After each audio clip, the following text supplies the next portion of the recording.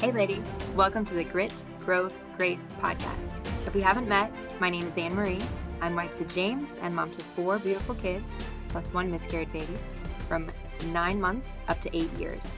My hope is to help other women experience the postpartum period all the way up through the first year of baby's life as a time of grit, growth, and grace.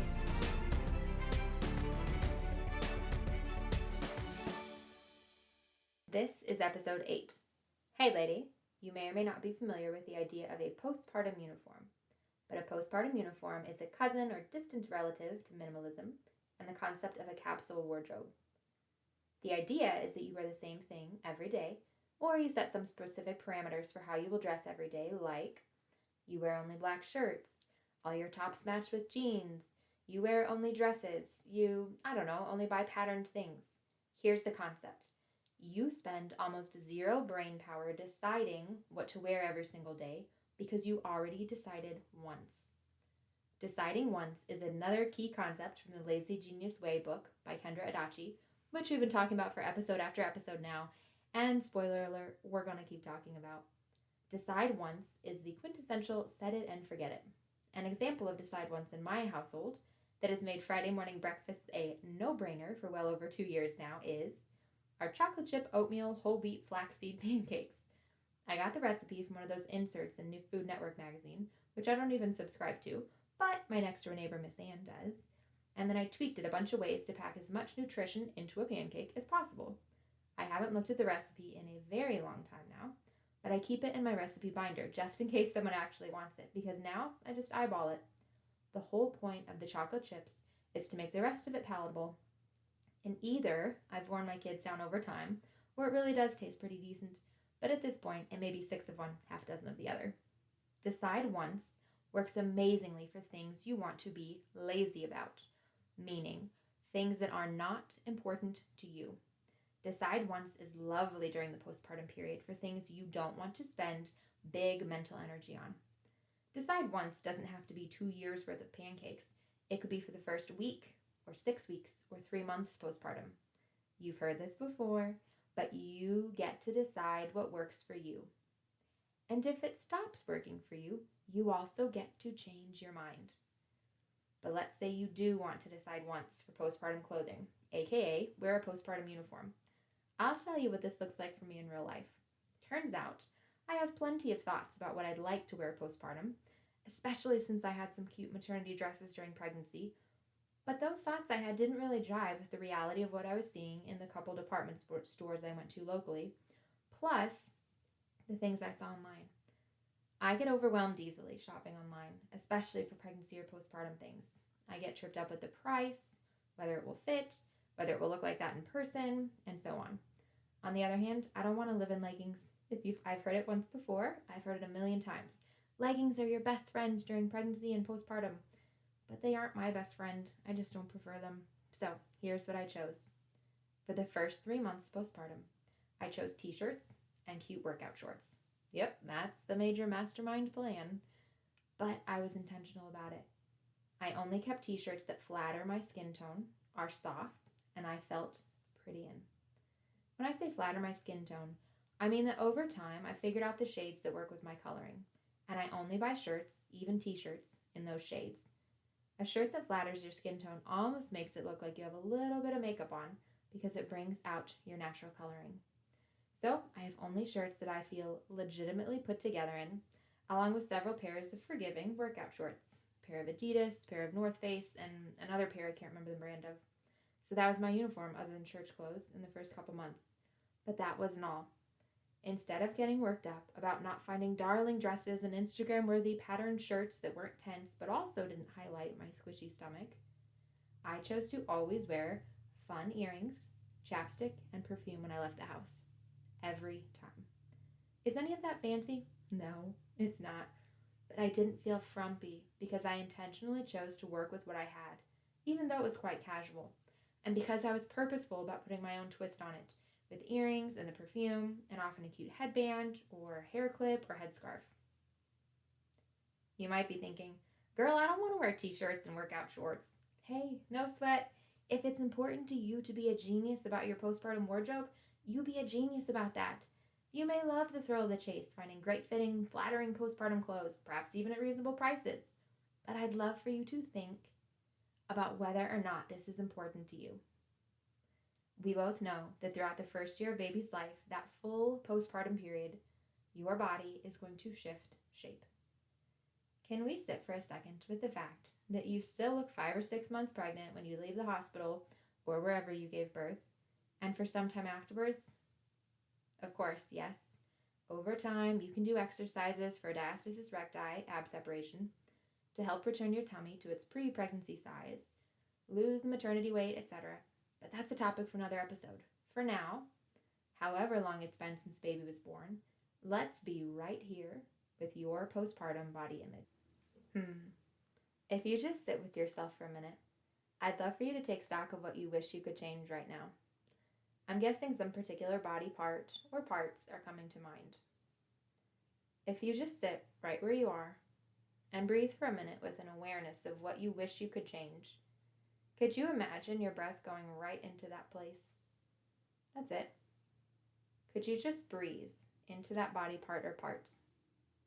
Instead of avoiding it, or wishing it away, or sucking it in, or trying to do mental gymnastics to get yourself to love it, what if you could just breathe into it with acceptance? This doesn't mean you don't want to lose weight in time and in a healthy way, and it doesn't mean you're not proud of your body and everything it's accomplished. It just means you're sitting with an awareness of how you feel right now, and you're not mentally running away. You're just letting it be. That's it. Okay, thanks.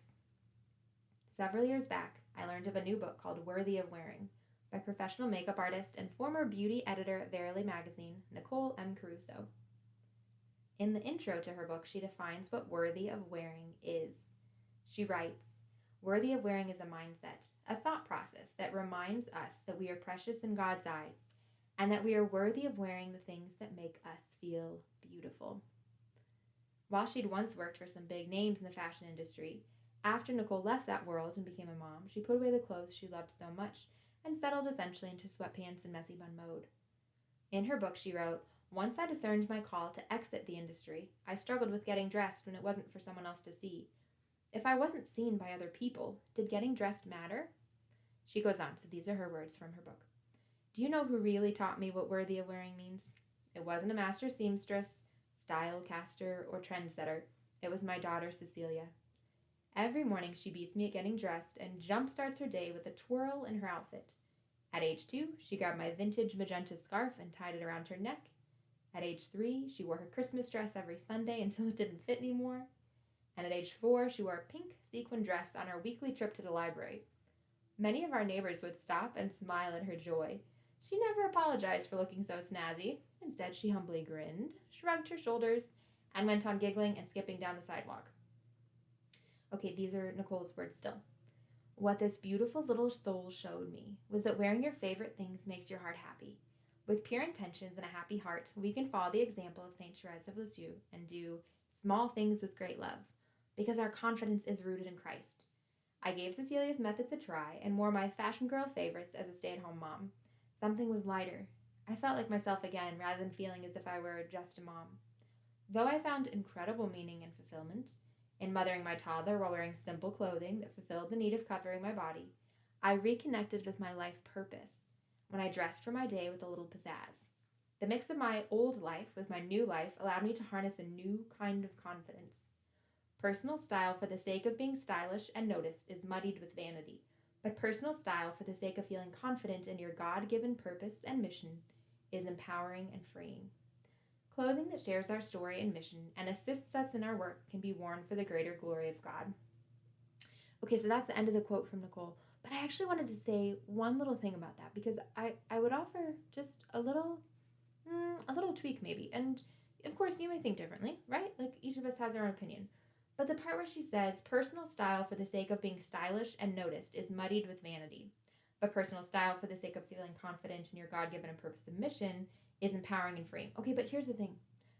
I think that we are made, especially as women, I think we are made to want to be noticed, made to want to be important to somebody and worthy of their attention.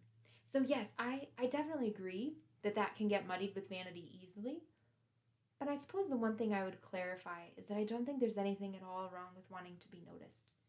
I think there's something very natural about that, and something that actually there's like a vulnerability in it. So anyhow, but the important part is here, right?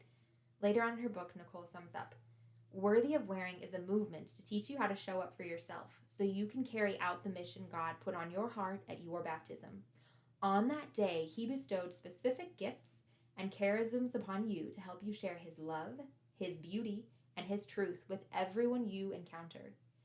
You are worthy of wearing the things that make you feel beautiful, give you a boost of confidence, and act as a reminder that you are a sacred creation of God, made with intention and purpose according to His holy will.